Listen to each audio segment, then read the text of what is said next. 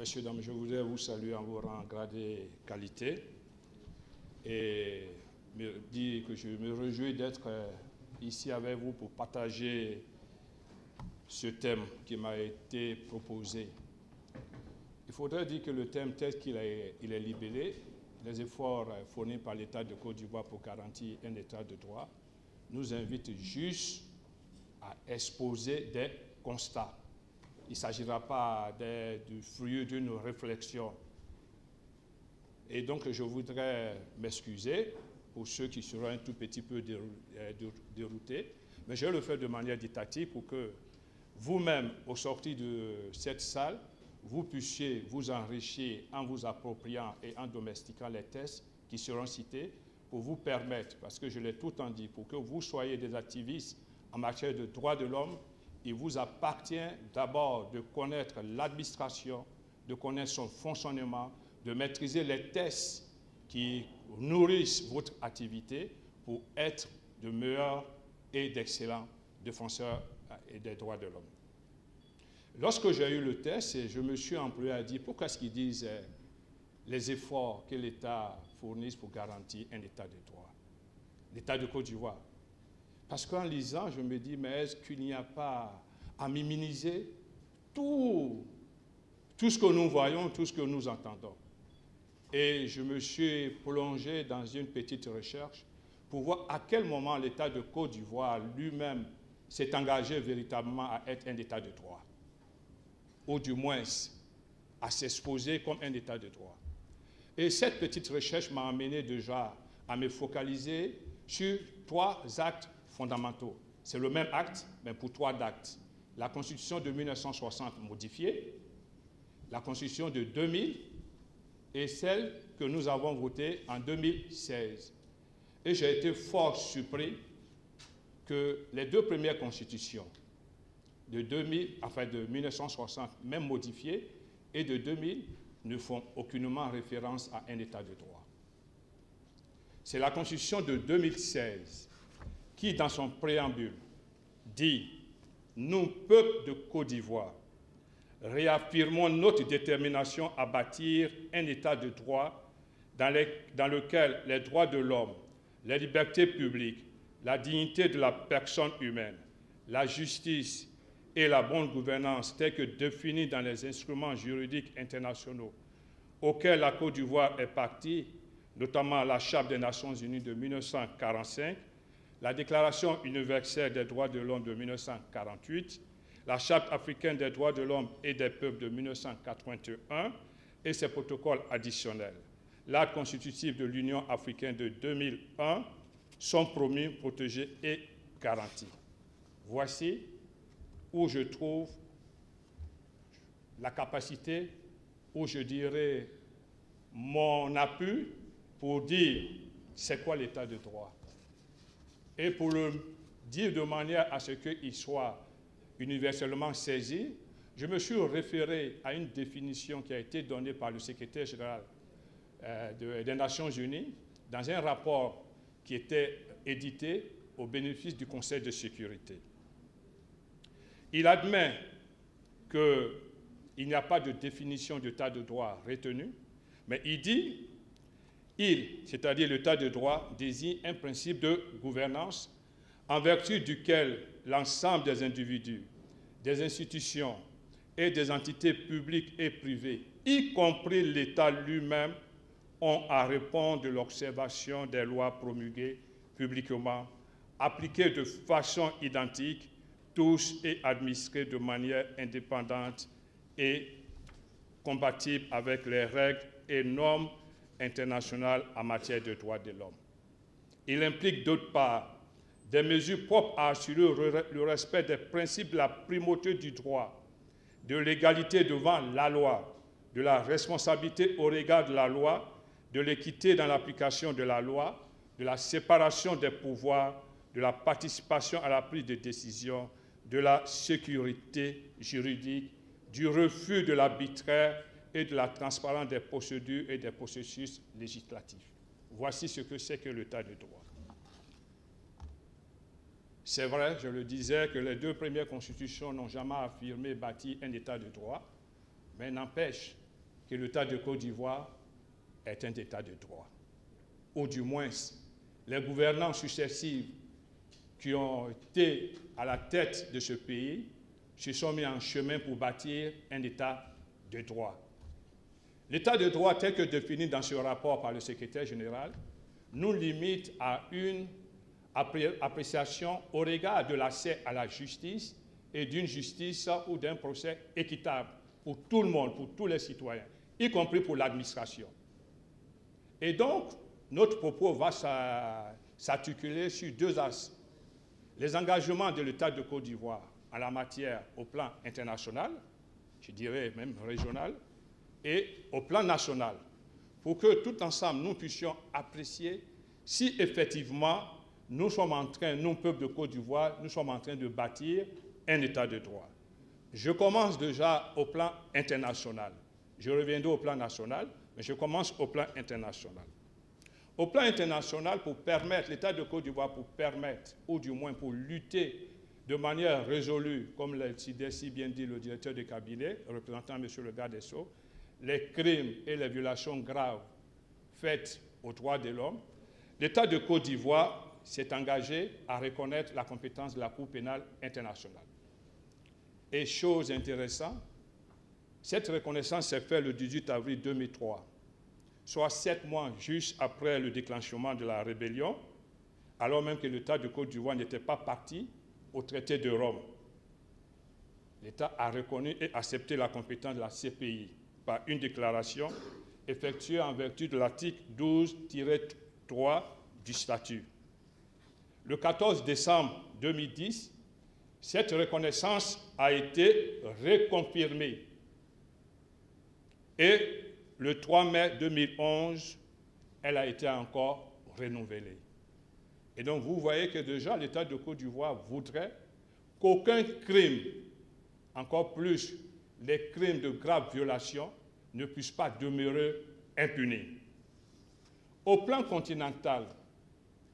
la République de Côte d'Ivoire est devenue partie à la Charte africaine des droits de l'homme et des peuples le 30 mars 1992.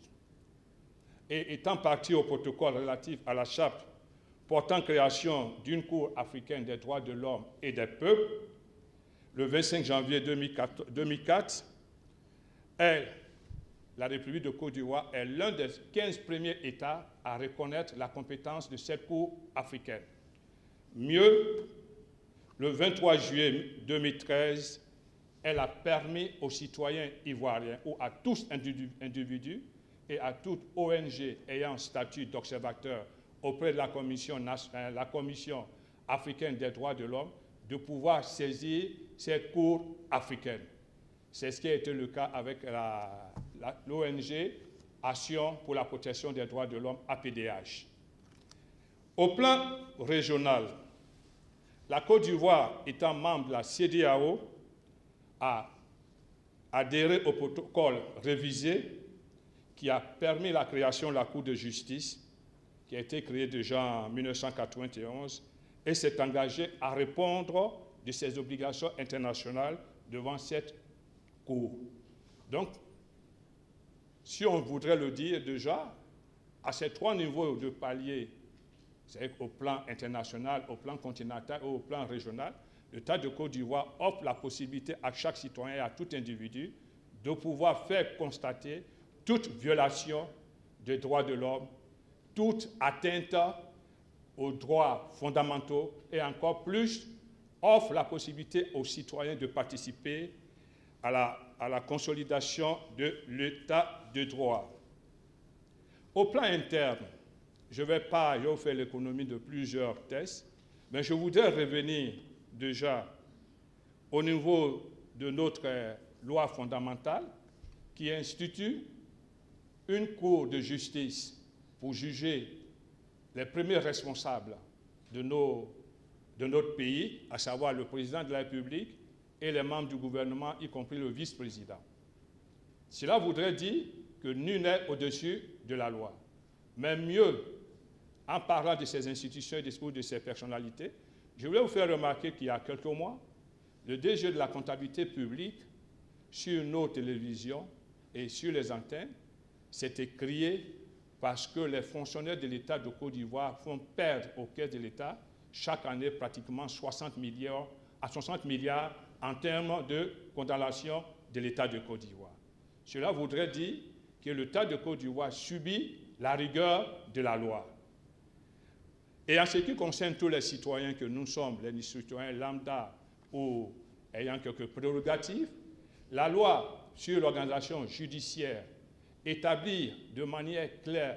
et de façon processuelle de quelle manière chaque citoyen doit pouvoir répondre de ses actes et de ses déviations devant un tribunal.